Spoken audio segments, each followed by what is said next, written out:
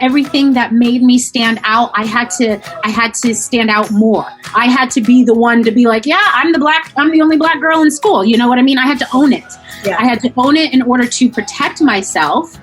And then I had to own it in order to show them that I was more powerful, that I held my brand, I held my identity, not you. Hi, I'm Ebony, and I believe that stories change lives, and everyone has a story worth telling. Sometimes, unfortunately, we let our self-doubt get in the way of us writing our stories and sharing our stories. So that's why I created Motivation to Write as a source of motivation and inspiration to help writers like you and me share our stories with the world. So I talk to the experts ranging from entrepreneurs to marketers to authors to therapists to psychologists who share their knowledge and their advice to help writers like you and me step into our full potential.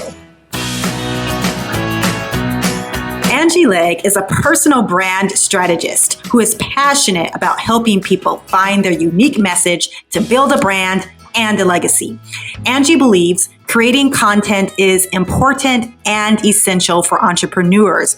She teaches experts and thought leaders how to harness the power of their story and grow their audience. She shares her own compelling story to inspire others to step out of their comfort zone and into their power. I am here with Angie Legg. And I'm super excited because Angie is a personal brand strategist who believes it doesn't matter how amazing you are if no one knows who you are. I really love that. Period. Isn't that true? It is. It's very true. Very true. So, Angie, can you maybe give us a little bit about your background and how you got on this path of becoming a personal brand strategist? Absolutely. Ebony, first, I just want to say thank you so much for having me. You have a great platform, and I'm really, honored to be on it with you. So thank you. Thank you. And absolutely, my story is interesting. I believe that it's really important for everybody to harness their story as part of what they do in their life. And I'll give you a little bit of a background on me. It does start 36 years ago. I'm 36 years old, and everybody knows, you are your brand. So it happened 36 years ago on September 4th, 1984, when I was born. I had died not once, but twice within the first 24 hours I was born. And, from the gate, I was trying to survive this crazy world. Luckily, my birth mother, she was this beautiful Haitian woman, but she couldn't take care of me the way that I needed to. So if she took me, I would have died. And if she didn't, you see me today, she made the right choice. So she had a lot of strength. She had a lot of courage to actually pull that off and say, this is what I need to do for this child. Lucky for me, I had a family almost immediately. One of the nurses who was taking care of me was like, I love this sick little tubed up baby, and I'm going to take her home. And so in 1985, we were all living in Miami, Florida, and they were like, you know what? Let's make this official. I was their foster child, and they tried to adopt me, but Florida was just like, no, that is illegal. And the reason why that was illegal, Ebony, was because I was Black and they were white. What? So in 1985, girl, me. So when people talk about, segregation and fighting segregation, is it still alive? It's my generation. It's our generation, Yeah. And so it's still, it's crazy. So my family, who is mostly all white, didn't care. They didn't care, girl. They loved me. They didn't treat me any different. I was ashy. I was ashy. Girl, don't make me. Oh my gosh. Yeah. But I was loved. Is how do you handle because they don't really know. They don't know. And that's probably what Florida was thinking. They're like, we don't need no ashy babies running around Florida. Oh, that's hilarious. But all in all, it was real love. It was love. It's amazing when you're chosen. I was chosen. You know what I mean? Some children, even born from their parents, aren't chosen. Right. I was chosen. Yeah. And they made sure that I understood that. And it's really, really beautiful. Their courage and their confidence to stand up to the judgment. I mean, they had the Black community being like, what are you doing with that ashy baby? And then they also had the white community being like, what are you doing with a Black baby? You Right. know? Yeah. And they didn't care. They really stood up to a lot of criticism and took on a lot of judgment. And I never felt it. I never felt what they were going through. So, really powerful. I grew up in a really powerful family that just showed me love. Mhm. So, that being said, girl, I stood out. I stood out. There was no missing baby Angie, and I got used to that, and it didn't seem like anything until I got to school, trade school, and I mean public school. And I realized, my family was really different. I was really different. And I ended up landing in a suburbia school, which is perfectly fine. I wouldn't take it back. But there was a huge lack of diversity, and it was sink or swim for somebody like me. And Mhm. so I was like, okay, here I am. I'm not threatened by white people because of my amazing family, Mhm. but I understood the social construct Mhm. of what I was dealing with at a young age. And so what it was fight or flight. And I decided to fight. And Mhm. I took my uniqueness and made it my brand. Wow. Everything that made me stand out, I had to stand out more. I had to be the one to be like, yeah, I'm the only Black girl in school. You know what I mean? I had to own it. Yeah. I had to own it in order to protect myself. And then I had to own it in order to show them that I was more powerful, that I held my brand, I held my identity, not you. You Right. couldn't tell me that. Right. You can't tell me how to be Black. You can't tell me none of that. So it was a struggle, but it was completely worth it. And I harnessed all of my talents from singing to sports, and I was quickly labeled as a leader. My teachers really saw that in me, and I was winning awards, I was on stages, I was all these different things. So I was harnessing a personal brand at a very, very young age and just didn't know it, but it's very distinct. There's nobody who meets me who doesn't forget me, you know what I mean? And so I was able to understand that. Right. And then as I got older, it turned, I utilized my personal brand to get jobs. I Mhm. utilized it to, I negotiated. I worked at a place. I worked at a great showroom, design showroom. I've been in sales for 20 years, and I left. I came back after 5, 6 years and grew up the ladder. And I came back, and they tried to offer me, a little something. I'm like, do you not know who I am? But I had done things. I had harnessed my personal brand. I knew that I was valuable. And so I was just like, you know what? Let me test this out. And I doubled my contract, girl. I Wow. doubled my contract. And so with that, I was like, wow, this is cool, But I still wasn't associating the brand part of it, Yeah. but I was like, this is cool. And then, 2019 comes around, and e-commerce is popping, the digital atmosphere and environment is popping. And I'm working in an industry that's mostly brick and mortar. And Mhm. they weren't transitioning to e-commerce. And I was like, I don't think this is for me anymore. So I started doing audio and video production, and then was finding myself. And then COVID happened. Mhm. And so it gave me an opportunity to really look into what part of the audio and video production scene I wanted to be a part of. And lo and behold, I stumbled across the baby of marketing, is what I call it, which is personal branding. Yeah. And with personal branding, the power that I found when I realized it was personal branding was I was experimenting with content. I was doing live streams and webinars, and I was doing these trivia shows. So every week on doing trivia, and an NBC casting director saw my Instagram of 400 followers, and he scouted me out Mm. and took a couple months, did the audition. He did the audition for me. My brand was strong enough that he pulled my application to bring to the executives, and were like, no, this chick needs to be on the show. And Right. so he vouched for me because my brand was strong, it was consistent. And he called me a few months later and was like, Angie, you got the part, blah, blah, blah. And it happened to be on my best friend's wedding day. Oh my God. I couldn't go. Can you believe that? But the power, that's when I realized I'm like, Ange, I didn't need a lot of followers. I Mm-hmm. didn't need an agent. Mm-hmm. I just needed me. Right. That Right. was it. And that made the light bulb. There was an explosion in my brain of so many people think that they need so much to be seen, and it's not true. It's just not true. And so, with my love of people, like I said, I've been in sales for 20 years, and I tell people I've never sold a single thing because Mm-hmm. it's not about sales. It's about what the customer is looking for and then giving it to them, you Okay. know? And it's finding out their story behind it.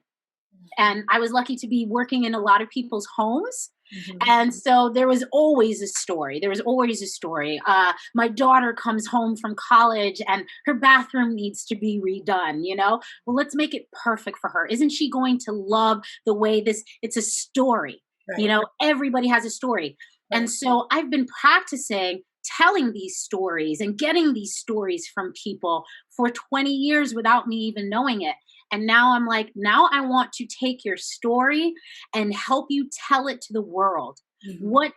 What's your most valuable asset? You know, what's your story? How can you impact somebody else's life? And that's what I want to do. Okay. Wow. That is an amazing story. There's a lot to unpack there. So let's start with, I kind of want to define, which you kind of did, but I just want to make it clear. Can you define personal branding? Personal branding, you know what? And that's a great question because it's almost like defining the word business. You know Mm, what it is? There's a lot of different ways to do business. There's a lot of different ways to build a personal brand. But mhm, honestly, to me, it is your most authentic self.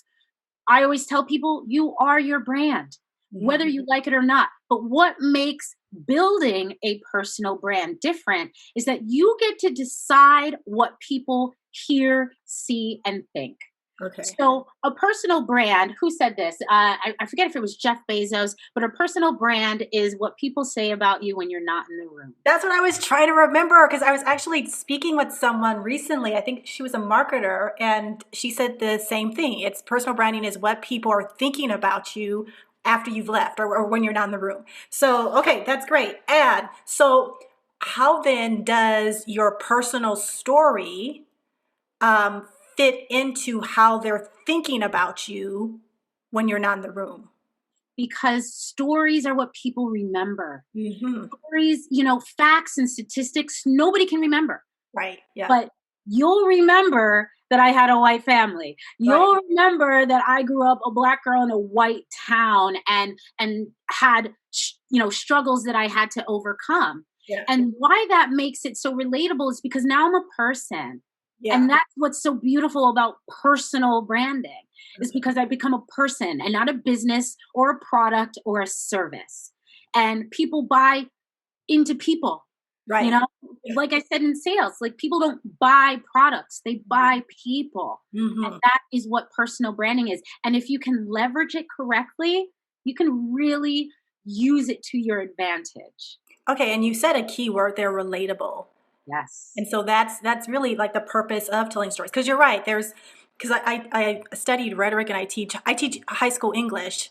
And so we learn about ethos, logos, and pathos, like ways you can persuade an audience. And as you said, there's all that like intellectual logo stuff, the statistics, which don't really matter. But when you get into like the ethos, getting people to relate to you, it's the stories that really draw people in because they want to feel something too. Emotion is a big one. Also, I'm wondering, can you talk a little bit about how emotion plays a role in personal branding? Absolutely, because I just recently had this situation where for the past week, I've been having really intense dreams. And Mm, my best friend was just like, you know, what are they like? Describe your dream. And I'm like, God, I can't describe it. And she goes, then tell me how it made you feel. mm, And then I was able to, and I was just, you know what? I felt like heavy on my chest and a little panicky and scared. And it helped me, you know, understand my dream. Mm-hmm. And that is the same with storytelling. When you feel something, you understand it better. You Yeah. connect with it. You know, when you feel emotion, whether it's happy or sad or even fearful, Mhm. it's the emotion. And that's the most important part of the personal branding message, that and value, which I'm sure we'll get to. But it's that feeling that you get. And it's, you know, for me, I want people to say, I want to be myself, Mhm. you know? And in personal branding, I call myself the rebel of branding because I don't care about your logo. I don't care about your website. I care about your content. And a lot of people work the other way, but we don't experiment enough in the content to even know what our brand is saying. Right. People Okay. Yeah. Right? Yeah. Exactly. So people build their colors and build their blah, blah, blah. Then they put out content and they're just like, well, why aren't people responding to the content? I'm like, because baby girl, you haven't even experimented yet. You don't even know what kind of content you're good at creating. Do Right. you even know your audience? Right. Have you told them your story? Do you know how to link your story to your product, service, business, whatever? And Right. most people don't know how to do that. Right. So, you know, I want to be out here being my most authentic self and hopefully getting other people to feel the exact same way and say, you know what? I want to take action because I see what she's doing and I can do that too. Right. Right. And another big thing, Angie, that you've touched on is people really need to know their purpose. Like, what is it that you want your audience, once you find your audience, to do, think, or feel after they've watched your video or read your content? And I think that's something that a lot of people overlook, and that's why people flounder, because they don't understand their purpose. And when you don't understand your purpose, it's hard to find an audience because you don't exactly know who you're serving or why you're serving them. And so so what I happen to call it is finding your why. And the Yes, yes. reason why I stopped saying purpose, because I did say purpose for a long time, but I've had a new revelation on what purpose really is. And I truly believe that I read great books like Napoleon Hill and Dale Carnegie, and they talk a lot about finding that one purpose, you Right. know? And I look at my life and my own experiences, and honestly, I've had many purposes. Hmm. You know, I've had many purposes, and a purpose is when only you or the organization, you know, but only you, only the entity was possible of pulling off a certain situation or problem or whatever. That is purpose, you Right. know, and we can have many of those. Mothers find purpose in their children, but also find purpose in their careers. Right. So why are we kind of nailing? So I help people find their why. And the Hmm. reason why the why is a little bit um easier to understand is because it's not so daunting. Purpose, you feel stuck with a purpose, but with your why, you're just like, you know what? I do it because I want to make an impact on people. That's me. I Yeah. want to make an impact on people. For others, they want to come out with a technology that assists people in communication, Hmm. you know. For others, I mean, it goes on and on, we get it. So it's the why. And for me, when I saw that my family really stood up to judgment and they were confident in who they were, my why is making sure that you felt comfortable in your own skin, because I know how hard it was to feel comfortable in mine and be myself. And I was told I was too loud, I was told I was too dark, and that my hair was too kinky, and I had to own that. And Right. I want other people who are struggling with that same thing to say, no, I own this. And not only am I going to own this, I'm going to own the monetization of it as well. Yeah. Okay. Yeah. So let's get into the monetization. And, before we do, I just want to mention Simon Sinek. Have you read that book, Know Your Why? It's a, I've heard of the guy now, but I haven't read the book. I was thinking of that book when you were speaking now. So yeah, and he talks all about basically what you said is what he talks about. So it's a great book. So on your website, you have the C3 method. Yeah, Okay. absolutely. Okay. So I recently come up with the C3 method because, like I said, I'm the rebel. I don't believe in starting with the colors and the website. I believe in starting with the content.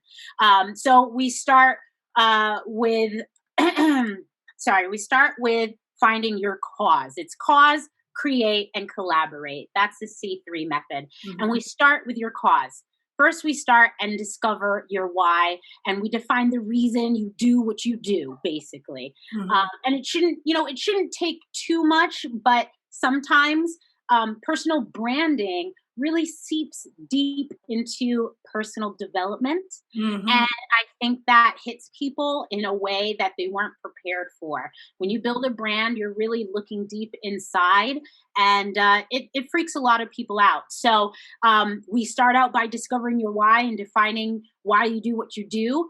And then we move on to defining your audience. A lot of people have a target audience, but not a lot of people have an audience persona. Have you ever heard of an audience persona, Ebony? Yeah, is that the like the avatar?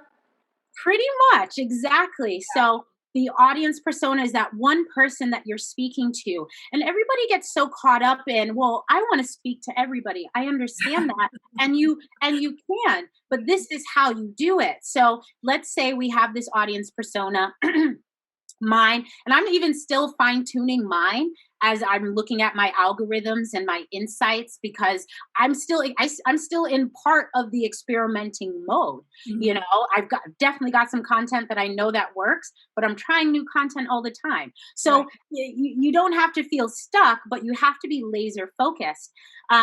So my lady is a woman. I know that women are a huge part of my audience, who is around my age. She has 2 kids because she is a person who is building a business herself.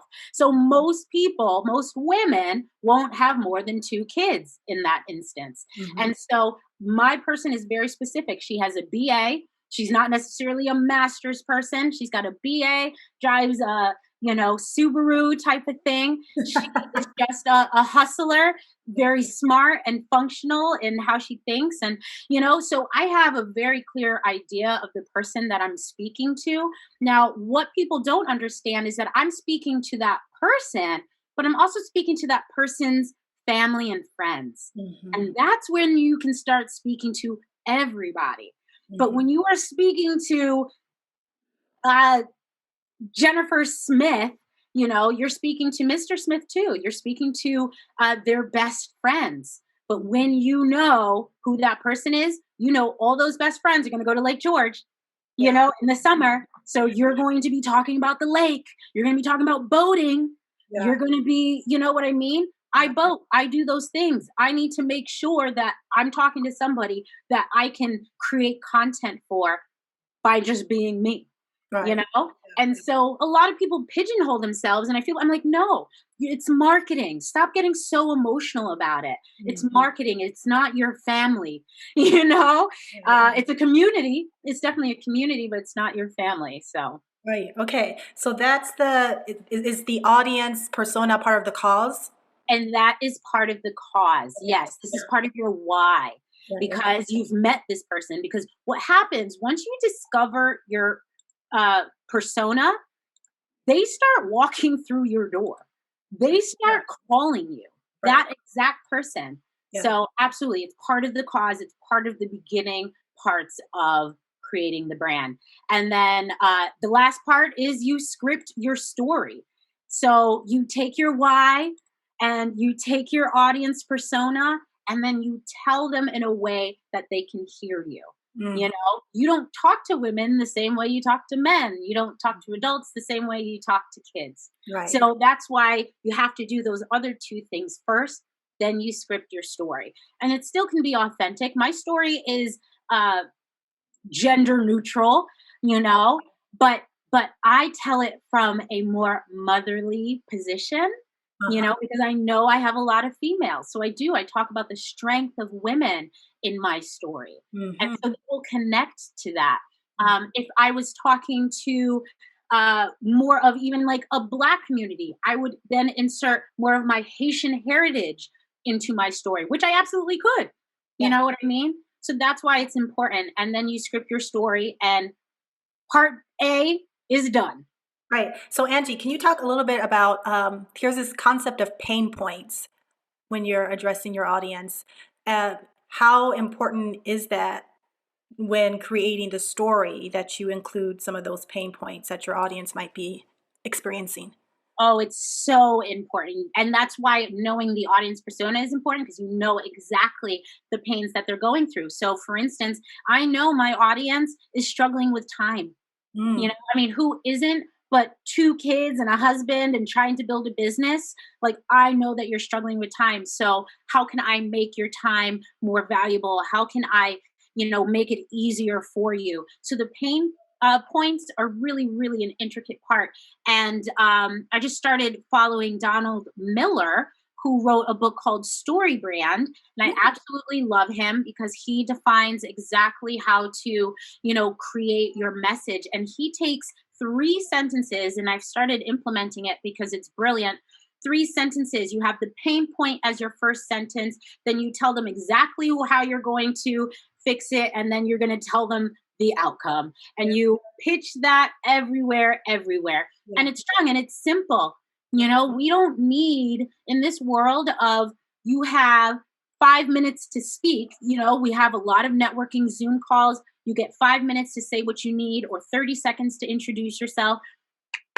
You better get on that little tagline, but those are the pain points. You want to start with the pain points. And when you're providing value for those pain points is when, they start to come around and say, oh, okay, Angie can definitely help me out because I'm struggling, creating 30 days of content. I'm struggling with video. How do I keep messing up on my video? How do I do better on video? Yeah. Yeah. And it's always so I'm always so intrigued when I'm reading a sales letter, like online, and I feel like I want to purchase that product like right then and there. And I used to wonder, like, why am I feeling so strongly about this? And it's because they like hit all of my pain points like straight away and how they're going to help my pain points. Like, do you feel sad when your cat looks at you or whatever it is? Like, yes, I do. Yes, it's amazing once you can actually label what they're feeling. And honestly, it's research. It's Yeah. research and marketing because I can go right now and Google 34-year-old women with two kids, and I will see all the problems that are going on. Yeah. Yeah. So it's exactly that. It's exactly that.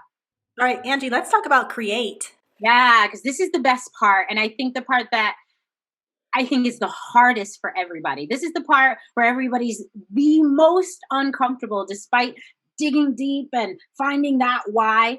This is the most uncomfortable because so many people are so concerned with judgment. I'm so tired of judgment.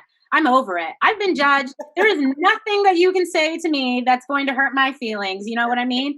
And I talk even you can even talk about my mama because you want to know why? You want to know why? Because I feel empathy for people who troll and who judge that way.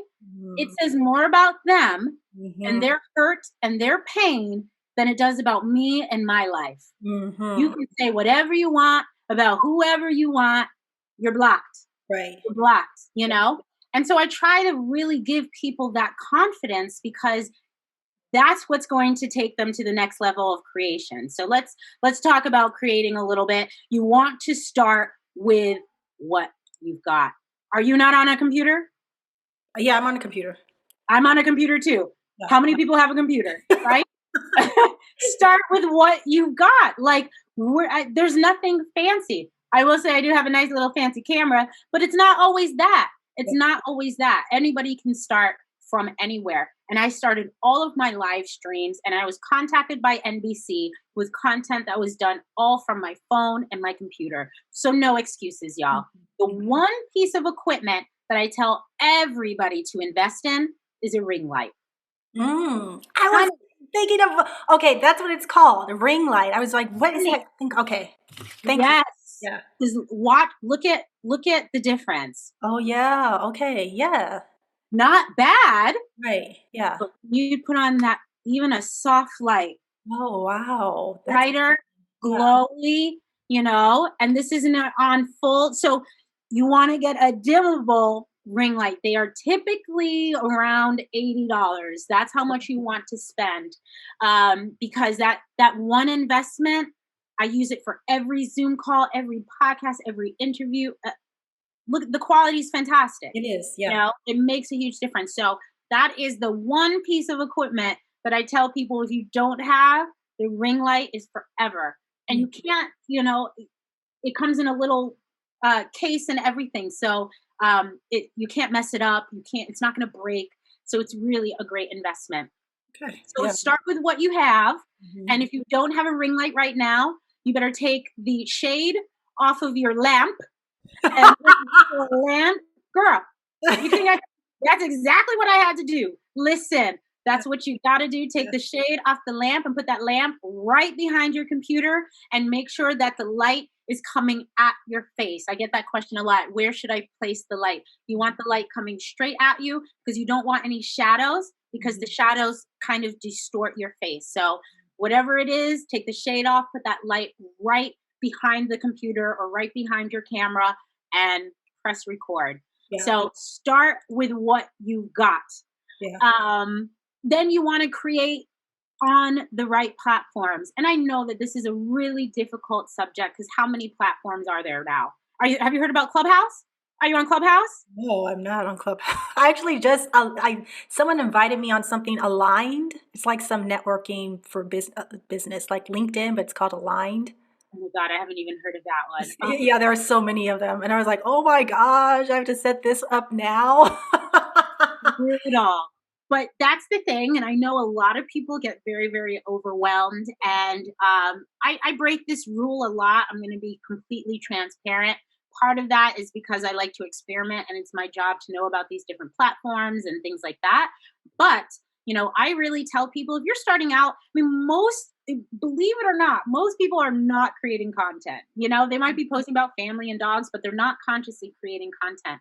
So, I tell them 2 platforms max Okay. when you're creating content.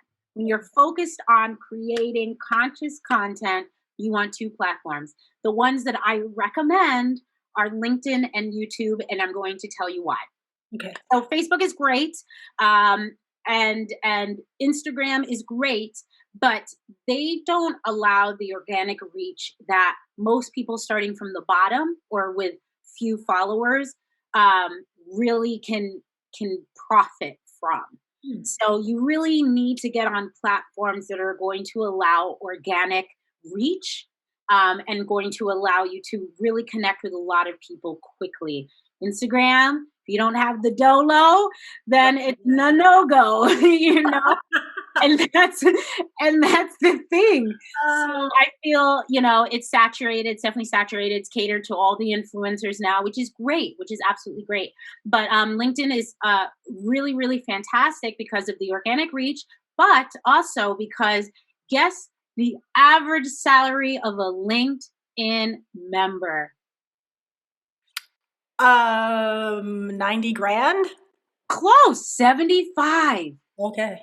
which is great, Yeah. which means most of these people have the funds to Yeah. do whatever, pay for your services. Mm. Whereas Instagram is definitely much younger, Right. less savvy, Right. So LinkedIn is really a fantastic platform. They just launched their stories. They What? launched LinkedIn has stories now? Girl, I am so glad we met. We're talking after this. We are talking after this. That's like the one platform that everyone's telling me I need. To be honest, Angie, I've just recently started like really stepping into social media because I was off it for years. So, but LinkedIn is the one I really haven't explored yet. Here you go, girl. It is time because Hmm. for you, it is going to be essential because you can connect so quickly and the quality of guests that you can obtain are also higher. Hmm. So it's very strategic. It's still free. It's free. That's why I wonder why people fight the social media system so much. I know it's tiring, but it's free marketing. So take advantage. But I'll put you onto LinkedIn because it is absolutely so powerful. And my network, I've been nonstop. I just finished another interview just a half an hour ago with a guy who's killing it on LinkedIn. I was his 163rd episode. So Yeah, so it's really happening, and LinkedIn is great. Now TikTok is also great, but TikTok is not for everybody. Yeah. So I know that it's also not just for teenagers. I don't think it's just for teenagers, but it's definitely it definitely puts a lot of people out of their comfort zone. Nobody wants to dance, and it's not always that, but that's how they see it as. Right. And most of my clients are more on the professional side. They're thought leaders, they're public speakers, they're authors. So we're not going to really find a ton of them on TikTok, but it is great for organic reach if you want to get on there. But LinkedIn is great.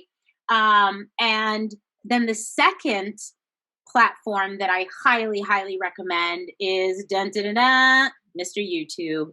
Yeah. Let's be serious, guys. You know what I mean? It's the second largest search engine. Yeah. And it's free. Mhm. Again, there's no reason why. Um, I am in the process of discovering your personal brand. The other thing I also want to just quickly say is that building your personal brand doesn't happen overnight. Like Mhm. building in the create part, you Mhm. are creating, you are experimenting, Yeah. and it's been a year of experimenting for me and finding my niche and fighting all of the things that everybody else fought. I don't want an audience persona. I don't want, and then I understood the value of it and then applied the value, and now it's working like a charm. So, YouTube, absolutely second largest platform. And really, what I tell people, I've taken a lot of courses on YouTube, and get a great title. You know what I mean? If there's one thing you need to know, get a great title. There's a lot of things going on out there, but use Google Trends and Google Analytics to create a great title. Google Trends and Google Analytics are both free SEO tools, Mhm. okay, that will help you find keywords Mhm. that are going to help you structure your title. And you're And talking about the title of your channel, Angie, or oh, the title of your videos? the title of your videos. Oh, Sorry. okay. The title of your videos. The title of your channel is typically, with a personal brand, your name. Yeah. Okay. The one thing that I am dying to actually discuss with a panel of branding women is, currently 36. I am single. Holla at me, y'all. Little plug, girl. Little plug. Uh, I love it. I love it. I'm single too. Okay, girl, let's get, because we're busy, we're moving, we're making moves. Um, but oh shoot, what was I saying? We need to. You're talking about that you had a panel of Oh women. yeah. So I am Angie Legg, and that is my brand right now. Mhm. It's gonna happen when I get married. Do Yeah. I change the brand name? Do I, you know what I mean? So I've struggled with that, and struggled with understanding that. What some people are doing are not using their name. There are definitely some people who aren't using their name. They've decided to create a business name, a business entity, you know and to me, that's different than personal branding. Right. That's business branding. Right. So I really struggled with that, and I would love to hear what a lot of women are doing. Not everybody's Beyonce. You know Right. what I mean? Not everybody can just go by their damn first name. So I'm struggling out here. I'm struggling out here. And so it's different. It's definitely a struggle, and I wonder how that will transition for myself and others. But at the moment, yes, I do. I use my name. I tell most people to use their first and last name, and because um, you want to be recognized. Right. You don't want to use your name for a business, Right. because then you always have to be there. Right. So you use your name as a personal brand because, honey, you're looking at an empress. I am building an empire. You Right. know what I mean? Which means I'm going to have a lot of different businesses. I have my hands in a lot of different things. My overall umbrella is personal branding, but I'm in real estate, I'm in design, I'm in so many things. And Mhm. all of that attributes to my personal brand. Mhm. So it's when it comes to YouTube, I usually say yes, try and snatch up that name. I own both Angie Legg and AngelaLegg.coms. Owning your website is so important. Having a website is not as important as owning the .com. Right. Exactly. Yeah. You know what I mean? Because you can transfer that .com and it can go anywhere. You Right. know what I mean? You can angieleg.com and it can go to my digital business card if I wanted it to. Right. You Yeah. know, I don't need a website, but having the name and owning the name is definitely important. So I start with that. Yeah. Okay. Um, Angie, before we move on, so the social media platforms that's like really big. You shared a lot of great information. I was like learning stuff myself. Thank you for that. A lot of people, I feel I can just hear people thinking like, but what kind of content do I create? Like, what are my options? Because we know that video, we can do that on YouTube. On LinkedIn, what kind of content are you creating? all of it, girl. So this is what I tell people. For anyone who's starting out, I mean, I'm a professional public speaker. I've been speaking actually since I was young, been on this acting stage and sports arenas and things like that. So I've really understood my audience, and I still had to, like I said, experiment. So what I started with was 1 to 2 minute videos. Mm. And I think so many people get so caught up. I need to do 20-minute YouTube videos. I'm not even doing 20-minute YouTube videos right now, because I'm still curating my content. And a lot of people don't take that step. And this is why I call myself the rebel of branding, because I'm like, y'all need to figure out what you're talking about and what people like to hear from you. Not Mhm. everybody wants to hear certain topics from you, Mhm. you know? But when you tap into what they're liking and sharing, go with it. So I start with 1 to 2 minute videos because they're easy, they're quick, they're easy, they're non-invasive. You don't need a script, and you talk about something that you've learned. You talk about one thing that you learned that day to help somebody else. And that's the whole point of content, guys. You have to be helping somebody else. Mm. Period. That's the whole point of life if we're going to get down to it. Right. Yeah. It's giving. Yeah. It's giving of your gifts and your talents and your experience and your knowledge. Okay. This isn't about you. Even though it's a personal brand, this isn't about Fluffy, your Yorkie poodle. You know what I mean? This is about what can you provide? What can you give to the world that's a part of you? Yeah. So 1 to 2 minutes. So today, I haven't done my minute video, but I did two pretty much back to back interviews, and I'm going to talk about how exhausting it is. And I'm going to be like, you know what, guys? I just got off the last interview. I've been on, on for about 2.5 hours, and I'm going to tell you right now, it is exhausting. Mhm. And this is what I'm going to do to help relieve myself. I'm going to take a time out. I'm going to have some tea. I'm going to go walk my dog, because that's how you stop content overwhelm, and then that's going to be the title. That's How right. to stop content overwhelm. Yeah. I begin with the story, the pain point. Guys, I am tired. It is a struggle out here creating this much content. And then I'm going to say my solution. 1 to 2 minutes. Mhm. Done. You know what I mean? And people, and then now I'm creating 5 to 6 minute videos easily, so people just have to start little. Then when you get to the 5 to 10 minute videos, you are talking about scripting a little bit.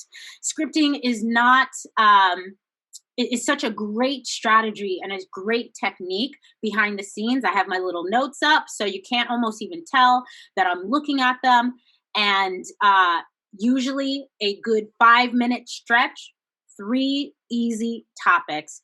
You have what you're going to talk about.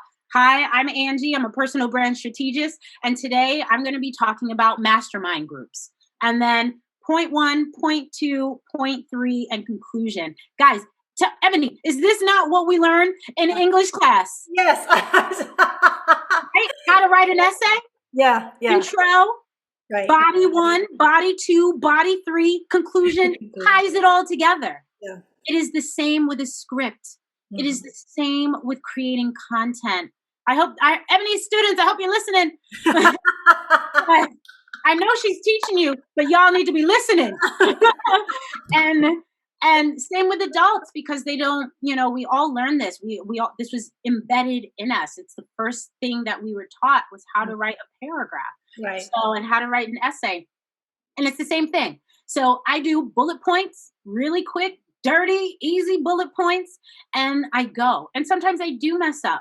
I'm at the point where I take like 2 to 3 takes max, but I practiced on the 1 to 2 minute videos enough that I can nail my longer videos in less time, with less tries, which is also very time saving, and so on and so forth. So, you just follow that format. And then once you get into long form videos, you script a little bit more. But at that point, you're using a professional camera. You know what I mean? It's a different level. Right. So don't worry about that until you're ready to actually get to that level. By the time you're at that level, you're going to know. Right. Because you're going to be like, I need to hire an editing person or a VA, Mm-hmm. Girl, I know it's happening. I'm like, oh, I know. So, I hate delegating, but I have to do it because I don't have time. My time is spent here with you and whoever else, and not out there. But I've put in the work with the 1 minute and 5 minute videos, that now that the 15-20 minute videos are coming. That's great. Okay, collaborate. Yeah, then you want to collaborate, which is literally my most favorite thing. Guys, so me and Ebony, if I can put this out there, met on a platform called Matchmaker. Mm-hmm. And this platform allows podcast hosts and podcast prospective guests link up and connect. It's really hard to find good talent, and it's basically a way to do that. It's a platform to do that. So collaborating has become an essential part of my personal brand strategy, because you need other people's audiences. Right. Period. Yeah. I'm going to share mine. You're going to share yours. And, our people are going to meet. And that's what community is all about. So it's definitely important when you're collaborating to think about your brand. We spent all this time on the why and your audience persona. Make sure that who you're collaborating with fits within those regulations. I know everybody wants to get out there. I want to be on every stage and platform and everything. But for your brand, if you want really solid community, because people confuse followers with community, and that is not the same. That is not the same, because I have 500 odd followers, almost 600 followers, and I get more engagement and interaction than some of my friends who have 3,000 followers. Okay. All you have to do is look at the statistics. So you're telling me you have 3,000 followers and you're only getting 50 likes, because I have 500 followers and I'm getting 60 likes. Like, somebody explain that to me. Right. You know what I mean? So it's about the community. It is not about the followers. So that's why it's really important to understand who you're collaborating with. For me, you fit the bill. I know my audience is listening to what you're creating. So it was an opportunity. Right. Yeah. And I knew that I could provide value. That was the other thing. I knew that I could provide value to your audience. I'm not going on some tech platform, and talking about personal branding. Right. I can go on a tech platform and talk about digital networking. I have a product that's a digital card, you know what I mean? And I can do that. But it's that fine line. So you want to make sure you're collaborating with people who fit within your mold, but obviously to share audiences. You also want to network. I know that in this COVID time, networking in person isn't as possible, but networking is, and it's easier than ever. I have 15 one-on-ones set up for just this week of meeting new people I have not ever spoken to. It's insane, but it's amazing, because what I'm creating, like I said, is community. And Mm-hmm. community is stronger than followers. Okay. So that's why networking is such a big part of collaborating, because you want to find out. Oh, like for instance, personal branding. There's a huge umbrella of branding, marketing, and I'm reaching out and collaborating with other brand specialists because, for instance, a woman that I know styles men, Hmm. which is part of personal branding, your style. And she's like, and now I need you. I've got a part of the package, but I'm selling this course and I need you to put it all together. I give them their style. You give them the means to, take that style and monetize off of it. I'm like, Right. yeah. And that's a full course. That's value. We don't step on each other. We have synchronicities. And that is so, so strong. And I learned that lesson when I was in sales. I was in New York City. I was a New York City rep, and I owned the whole entire city. And I would go on calls to big architectural firms with my retail representatives. So I was the manufacturer who built the product, and then I would sell it to the representative, and the representative would sell it to retail. So we would go on trips all the time together because the audience loved seeing the two people. Like if they asked a question, they'd hear two forms of an answer, that would come to about the same answer, but they'd hear it from two perspectives, or somebody would say it in a way that they would get it better. The power of numbers is evident. And so collaborating is so important. But that's when I first learned it, and people really preferred us being on calls together. And I was like, oh, wow, look how powerful that is, at the time. And now I look back and I'm like, holy crap, that was really powerful what we were doing and how we were showing up. Right. So that's why, networking is so essential. And then the last thing you want to do, like I mentioned, is team up with those industry professionals so that you're synchronizing your brands and, sharing the knowledge. But there's no I in team, you guys. I don't care what anybody says. Michael Jackson couldn't have been Michael Jackson without his five brothers, without the Jackson Five coming up.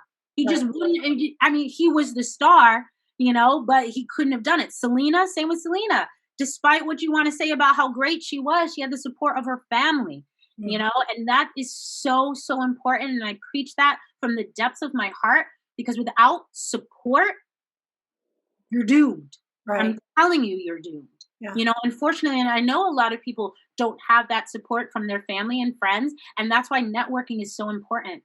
Because even if I'm not teaming up with industry pros, I'm talking to them about my woes. You know what I mean? Girl, how Right. many times I've been rhyming? I'm like a lyricist today. Yes. I'm gonna go write some music after this. I'm like, You're like a Dr. Seuss. so it's so important to link up with industry people, because they'll support you in ways that your family and your friends aren't going to, and you need that support, absolutely, because it gets tough out there. It's tough. Yeah. Yeah. Angie Legg, this Girl, has been wonderful. Tell us where we can find you. everywhere, girl. No, everywhere. Google. You can find me. I am Angie Legg is my handle on most platforms. Instagram. You can find Angie Legg on Facebook and LinkedIn and Clubhouse. Go check out Clubhouse. It is Yeah. popping. It is popping. And you guys, I'm going to be putting out a lot of incredible stuff. 2021. I am a dove right now. I am flying, and I am embodying everything that I believe in. And I can't wait to, create all of this stuff that's coming out, and creating programs and courses for you guys to tap into and learn from. And this is valuable, actionable content. The content that's even on my website, that is actionable. You can go ahead and Google every single step that I have laid out for you. It just takes time. And that's why you need somebody to strategize it for you, because we can do each step in a meeting, most cases, you Mhm. know? rather than you going and researching how to do it all in a few steps. Right, right. So yeah, find me everywhere, Insta, LinkedIn, hit me up.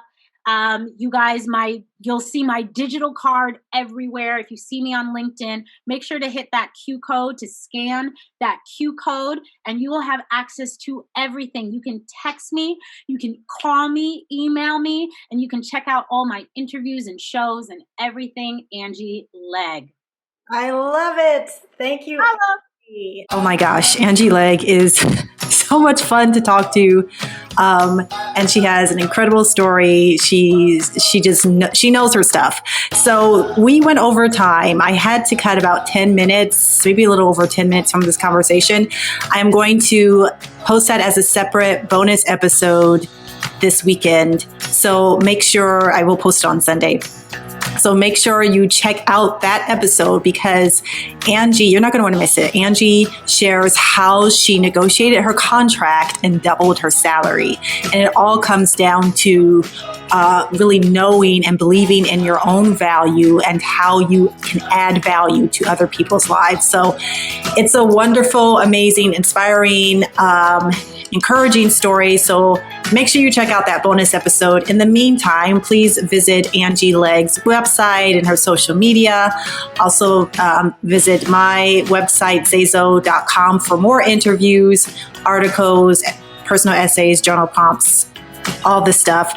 And I've started a new segment of my podcast in which I share one writing tip per week. So you can check out my first episode called The Life of Verbs, How to Breathe a Life into Your Writing. And they're very short. They're like 5 to 10 minute episodes. You can follow me on Twitter at Ebony Haywood, Instagram and Facebook at Motivation to Write. And you can sign up for my weekly newsletter at zazo.com. Make sure you check your spam folder if you don't get a verification email to actually be subscribed to my email list. Thank you so much for joining me, and I will see you next time. Bye-bye.